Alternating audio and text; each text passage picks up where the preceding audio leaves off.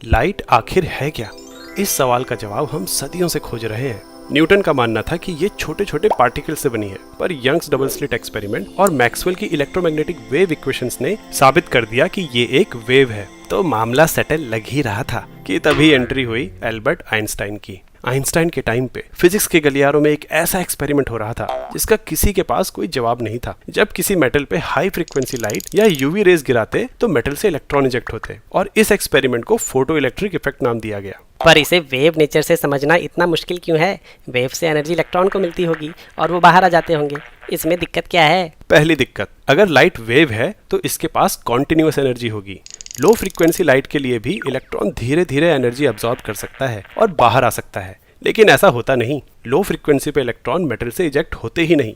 दूसरी दिक्कत, अगर लाइट की इंटेंसिटी बढ़ाएं तो वेव की कुल एनर्जी भी बढ़नी चाहिए, यानी जब मेटल से इलेक्ट्रॉन इजेक्ट हो तो ज्यादा तेज यानी ज्यादा काइनेटिक एनर्जी से बाहर आने चाहिए, पर ऐसा भी नहीं होता। एक फ्रीक्वेंसी की कितनी भी वेव्स मार लो, इलेक्ट्रॉन की एनर्जी सेम ही रहती है। इन सब सवालों का जवाब साइंटिस्ट के पास नहीं था और आइंस्टाइन भी इन सवालों का जवाब ढूंढ रहे थे। आइंस्टाइन से पहले प्लैंक ने एनर्जी क्वांटाइजेशन की थ्योरी दी थी, जिसके हिसाब से इलेक्ट्रॉन फिक्स मात्रा में ही एनर्जी गेन या रिलीज कर सकते हैं, उस फिक्स मात्रा से कम या ज्यादा नहीं। आइंस्टाइन ने अपनी बुद्धि लगाई और प्लैंक की थ्योरी को और एक्सपेंड किया। अगर इलेक्ट्रॉन में लाइट की एनर्जी सिर्फ निर्धारित मात्रा में ही एब्जॉर्ब या रिलीज होती है तो कहीं लाइट की एनर्जी खुद ही क्वांटाइज फॉर्म में तो नहीं एग्जिस्ट करती। मतलब लाइट, जिसे वेव माना जाता है, उसकी एनर्जी कॉन्टिन्यूअस नहीं बल्कि फिक्स क्वांटिटी की हो, यानी वो एक पार्टिकल की तरह हो। आइंस्टाइन ने इन लाइट के पार्टिकल्स को फोटोन का नाम दिया।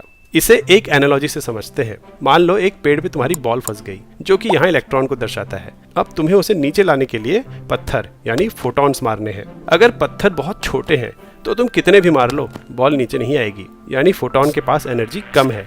ये केस लो फ्रीक्वेंसी लाइट को दर्शाता है। पर क्या हो अगर एक के बाद एक कई सारे छोटे छोटे पत्थर बॉल को लग जाएं? तब तो बॉल को गिराने के लिए इनफ एनर्जी होगी। कई सारे छोटे पत्थर मतलब लो फ्रीक्वेंसी और हाई इंटेंसिटी। अगर कई सारे पत्थर एक साथ लगे तो बॉल गिर भी सकती है, और असल में इलेक्ट्रॉन्स के साथ भी ऐसा ही होता है। जब लो फ्रीक्वेंसी और हाई इंटेंसिटी की लाइट मेटल पे गिराते हैं तो कभी कभी कुछ इलेक्ट्रॉन्स एक से ज्यादा फोटॉन्स की एनर्जी एब्जॉर्ब कर बाहर भी आ जाते हैं, पर इलेक्ट्रॉन इतना छोटा होता है कि ऐसा होने की प्रोबेबिलिटी बहुत कम है। वहीं अगर बड़े पत्थर यानी हाई फ्रीक्वेंसी के फोटॉन्स मारे तो जितने तेज पत्थर लगेंगे उतनी तेजी से बॉल बाहर आएगी, यानी ज्यादा काइनेटिक एनर्जी से। और इस तरीके से लाइट को पार्टिकल मानने से फोटो इलेक्ट्रिक इफेक्ट के सारे अनसुलझे जवाब मिल गए, और आइंस्टाइन ने ये प्रूफ कर दिया कि लाइट केवल वेव नहीं बल्कि पार्टिकल नेचर भी शो करती है। अगर हमारे वीडियोस देख के आपको फिजिक्स सीखने या सिखाने में मदद मिलती है तो हमारी मेंबरशिप लेने पे जरूर विचार करें।